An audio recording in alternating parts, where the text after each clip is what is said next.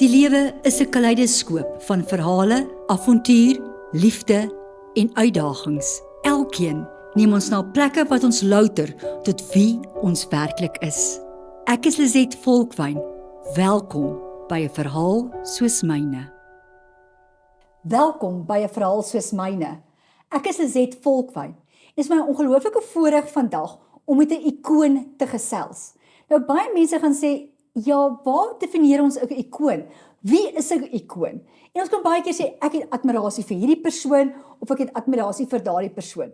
Maar Henry E. is een van daai mense wat jy ontmoet, en skielik besef, daar's soveel meer diepte, soveel meer mens, wat ons moet van leer ken. Henry, baie welkom vandag op my bank vir 'n verhaal soos myne. Wel, dis vir my groot voorreg.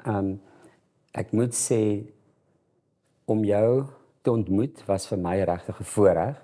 Baie dankie. En om genooi te word om deel te wees van jou program is ook vir my 'n voorreg.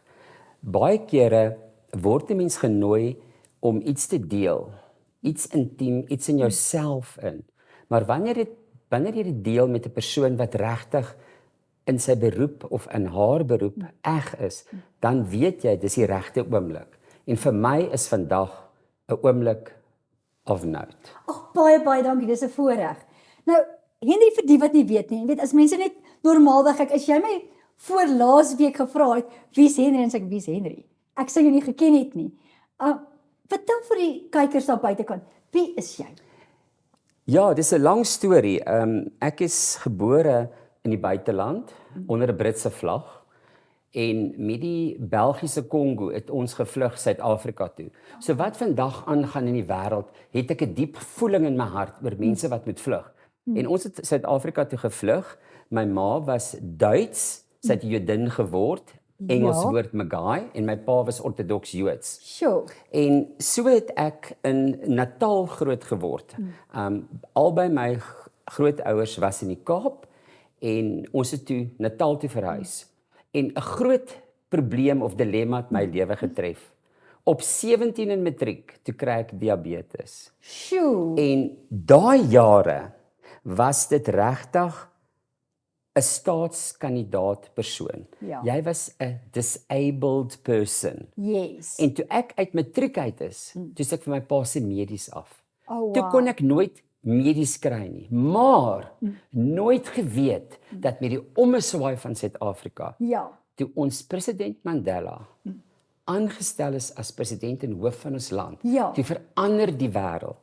Yes. En toe kon ons, die disabled mense wat gewysig is as disabled, Ja. medies kry en voordele kry. Yes. En daar het ek besluit om iets te gaan doen, en ek het in inkomstebelasting gewerk. Van daar af wou ek gaan onderwys swat, Ja. en toe gaan ek in die hotelbedryf in. Genade, En wat die een 3 totale jaar in die verskeidenheid. hotelbedryf was vir my wonderlik, maar dit het met my diabetes ingemeng. Ek kan net dink daai lekker karamel, die Dis koeksuster. kos, dis ure, dit het regtig daarin gewerk. Yes. En toe moes ek besluit neem op 27. Sjoe. En toe gaan ek na die Durbanse Tegniese College, want ek wou onderwys. Dit het nog 'n maal in my kop, ek Ja. wou onderwys gee. En ek is deur die departemente. Die eerste departement was motorwerktuigkundige. Oh, Nou my wat word. ek weet van skroewe en moere is niks nie. Gaan nie werk nie. Die elektrisiteit het my ook nie geïndruk nie. En so is ek van een departement deur na die ander departement. Toe beland ek by die haarkundige, die kosmetiek. Ja. En daar het ek besluit om haarkappery te swat, Oh, wow. maar om te gaan doseer. Sjoe. En toe ek my 3 jaar klaar het ek dit in 'n jaar en 'n half klaar gemaak. Toe kry ek my N3, gelykstaande nou aan wat dit is vandag met, Ja. met die teorie van 6. En toe het ek besef, ek het al die kennis, maar ek nie die praktika nie. Okay. En toe gaan ek weer daar seisoen toe in Londen en ek doen alles oor. En dis waar die naam Henry E. vandaan gekom het. Kan jy dit oor Die vertel? destydse Vida seisoen het vir my gesê, if you would like to see your name in lights and on stage, Henry Edward Wakefield is too long. You must create a name that will be catchy on the ear and everyone will know. En toe het hulle vir my gedoop as Henry E. So om jou vraag te beantwoord, dis waar die Henry E vandaan Kan jy kom. dit glo? En wat jy weet nie, hy's 'n wêreldbekende haarstylist. Vertel my van die platforms waar jy deur gegaan het. Ons weet van die New York Fashion Week ensovoorts, maar vertel ons 'n bietjie meer daarvan. Weet jy, toe ek in Londen was en ek het my jaar en 'n half klaar geswat en ek kom terug Suid-Afrika toe. En ek dink ek het dit aan jou verduidelik. Toe jok ek myself in die industrie in. Ek het 'n persoon geken in Natal met die naam van Henry Davies, 'n baie bekende modeontwerper. En ek het hom geskakel en gesê, Henry, ek het 'n model, ek het 'n mevrou Suid-Afrika. Kan jy asseblief vir my help en vir my rok skep? Ja. Toe skep hy dit. Maar ek het nie 'n mevrou Suid-Afrika gehad nie. Toe bel ek vir Henry Tilsey van die keurtydskrif van Republikeinse Pers. Yes. En sy reël toe vir my vir Amy Kleinhans en Suzette van der Merwe en al die mense wie ek nou moet aantrek Ja. en hare voordoen. Maar toe het ons nie 'n kamerapersoon nie. En toe bel ek vir Penny Smyth van Suid-Afrikaanse SABC TV Ja. destyds. En hulle het ons toe gehost op hulle oggendprogram. En dit is En dis hoe ek my platform begin het met die modewêreld. En oor die jare, die 37 jaar, het ek my ingewerk in die haar, die mode, die klas gee, die akademie in Mauritius en dan die akademie in Suid-Afrika. En dit is soveelsidig, want en dit is wat mense moet besef. Jy kan vandag in hierdie loopbaan begin en jy kan sê, ek is disabled. Ek kan nie hierdie doen nie of ek kan nie daai doen nie. Maar dit gaan oor hoe kreatief jy kan word en hoe jy kan geleenthede kan skep om te word wie jy is. Jy het op die ouene totaal 'n hele vlaandel mense gehad wat jou volg en wat jy ook op die ouene jou legacy oorgedra het van as 'n haarstylist en jou kundigheid.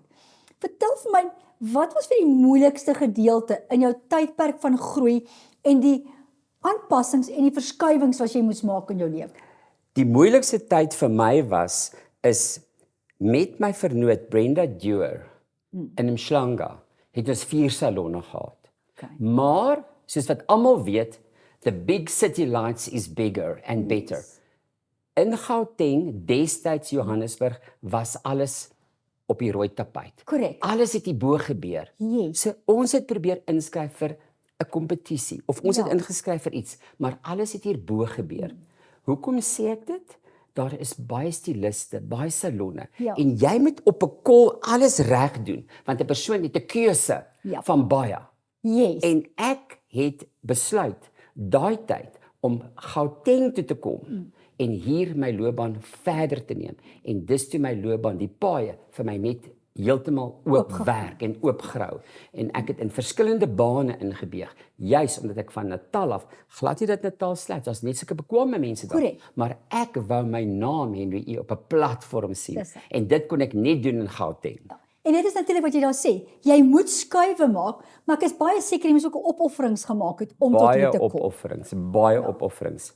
Ek onthou die laaste dag toe ek van my vernoot na 17 jaar afskeid neem, het ek vir 'n uur op die vliegtuig gesit en gehuil al die pad. Ek dink die mense het gedink daar's iets fout met my. Ja.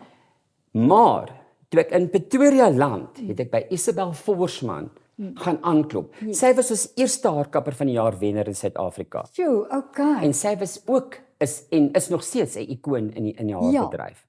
En ek het by haar gaan werk en ek het elke 6 weke teruggegaan na my salon toe in Mhlanga saam met Brenda. En daai was vir my 'n moeilike pad. Ek het nie een kliëntie gehad nie. Ja. 'n Dame met die naam van Henry Tilsey van die keurtydskrif het my elke week gevra om 6 en 7, 8 blaaie te skiet. En so het my naam in die dorpies beland. Het sy Bronkhorstspruit, Bloemfontein, Kaapstad, waar ook al, en daai dames het Pretoria toe gehuis, want ek het makeovers gedoen vir die keurtydskrif oor die jaar. En dis so ek my naam en die media uitgekry het. En toe dit nou ook verder geneem. Natuurlik. En natuurlik dan kom mense op 'n punt in jou lewe waar jy sê, dalk moet ek begin om 'n legacy te los. En ek weet nou van jou legacy, maar vertel die kykers, hoe het jy daai oorbrugging weer gedoen? En ek bly dit oorbrugging noem, want ons evolve in die lewe. Dinge gebeur met ons en dan sê ons, iets moet gebeur. Of ek 'n siekte kry, of iets met my gebeur en ek moet bietjie aanpassings doen. Maar jy het besluit jy wil 'n legacy doen. En toe begin jy om opleidingsskole te gee.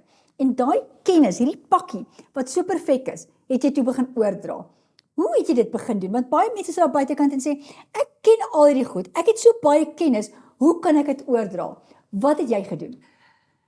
Twin Care International is 'n maatskappy in Gauteng wat omtrent 52 produkte onder hulle naam bemark. Yes. Onder andere was dit Redken. Yes. Toe Redken teruggeneem is, toe begin hulle Paul Mitchell. Yes. En hulle het my genader om Paul Mitchell na die eilande te neem, na Mauritius toe. En daar het ek 'n persoon ontmoet wat gesê het ons wil 'n growth development program beginne om die geskoelde haarkapper 'n professionele haarkapper te maak. Oh, wow. En wat ons toe gedoen het is deur Twin Care en deur my kennis, want onthou op 32, 35 is ek ken my vakgebied goed. Korrek. En ek moet weet dat wat ek sê en wat ek doen moet 100% korrek wees. Korrek. En hulle het my gemotiveer om dit verder te vat. En toe begin ek saam met Twin Care the Growth Development Program om vir minder gegoede geleerde persone in Mauritius wow. salonne te beginne wat vandag 5-ster en 7-ster salonne is. Oh, wat wonderlik. absoluut wonderlik is. En toe ek nou Desember maand daar is, toe sê ek vir John, kyk wat gaan hier aan. Ons is na 6-7 salonne toe. En toe ek instap, toe sê daai eienaar vir my, Henry, thank you for what you taught us. Thank you for the legacy that you're giving. It's a living legacy. Yes. Not a living of a dead living, it's a living legacy. Yes. En die living legacy is wat nou gebeur. Want as ek daar instap, dan sien ek my naam is op hulle bakstene gegraveer. Yes. Hoe fantasties en dit is my wonderlik. En dit is presies wat 'n mens moet doen. So as ons kennis het, moet ons kan teruggee. As jy terugkyk in jou lewe en daar was golwe wat jy nie van gehou het nie, party jou onderste bo gegooi, ander het jy nou baie hoogtes gebring. Maar as jy nou daar vir die kykers iets moet sê en sê, hoe het daai golwe my gevorm? Wat sal jy vir die kykers sê? Weet jy, daar's een ding wat ek regtig in glo en dis 'n plateau vlak. Ons beginne 'n berg uitklim en ons klim met 3 tree vorentoe en 1 agtertoe en 3 tree vorentoe. Maar wanneer jy op die plateau vlak kom, is dit die gevaarlike vlak. Want moet jy styg, moet jy spring of moet jy teruggaan? Ja. En toe ek op daai plateau vlak kom, toe besef ek maar ek moet verder gaan en ek moet mense inspireer om nie met gevoude hande te sit nie en nie om te sê ek het miskien 'n golf gery van agteruit gaan, maar ek moet vorentoe kyk. Daar's altyd 'n nuwe dag. Môre is nie net nog 'n dag nie. Dis waar. Môre is nog 'n nuwe dag. En 'n geleentheid. Die nuwe dag wat jy het, moet jy geleenthede skep. Korrek. En as jy jouself motiveer om geleenthede te skep, kan jy net sukses behaal. Absoluut. En dit is so waar, jy weet, ek is so geneig en ek sê ook altyd, weet, my mantra is, jy moet net 1% beter wees as wie jy was gister. En dit is so belangrik dat jy besef, ek het vandag miskien 'n slegte dag. Ek voel nie so great nie, of dit wat ek gedoen het gebackfire. Weet, dinge werk nie uit soos ek dit fokus nie, maar ons moet terugtrek na die toekoms toe. Ons moet kyk wat ons kan skep. Wat sal jou advies wees om te skep? Ek wil graag afsluit met hierdie vraag aan jou. As jy in hierdie situasie is waar ek 1, 2 of 3 tree teruggegee het, ek is op daai plateau. Wat gaan jy sê? Wat moet in my kop aangaan? Wat is daai boodskap wat ons vir hulle kan los en sê, hier kom jy uit jou plateau uit en jy beweeg vorentoe? Ek dink dis 'n goeie vraag wat jy vra vir my wat in 'n skepende haarwêreld werk. Sodra jy op daai plateau vlak kom en jy het 'n struikelblok voor jou of jy moet terugtreë en jy dink maar wat nou, wat moet ek doen? Dan moet jy met jouself 'n geselsie hê. Ek doen dit elke oggend met my koffie. Dan dink ek, wat het ek gedoen gister of die vorige dag en ek verwys na dit wat ek gedoen het en hoe kan ek dit anders doen? Hoe kan ek dit anders voor die kliënt of ons noem dit nou gaste wat in ons stoel sit? Hoe kan ons dit aan die gas anders maak om dit meer interessant te maak, kreatief te wees, geld op die tafel te sit want dit is ons almal nodig. Maar wat moet jy doen? Ek dink baie kere kom jonger mense, gemiddelde ouer mense op 'n vlak in hulle lewe waar hulle sê ek kan nou net nie meer nie. Maar as jy regtig met jouself 'n ware praatjie het in jou lewe en jy sê maar ek kan, ek wil altyd iemand ondersteun wat 'n koekie bak of selfskepend is by die huis of iets vir hulle self doen, op 'n boek skryf en hulle boeke koop. Want dit is die kennis wat hulle oordra. Yes. So om te sê gaan terug in tyd is baie belangrik om dit jouself eers reg te maak voordat jy dit met ander kan deel. Want as jy net met ander deel, het jy nie met jouself reg gemaak. Korrek, absoluut. Henry, dit was 'n voorreg. Baie dankie vir jou tyd en daar het jy dit. As jy vandag daar buite is en jy is op 'n plateau, jy weet nie waar jy nie, jy wonder hoekom en waar, gaan sien iemand of begin sit en soos Henry daar sê, kry jou koppie koffie, gesels met jouself en vra, waar jy nou? Wat kan ek doen? Wat is die waarheid? Waar's my diepte? En kom ek vat dit vorentoe?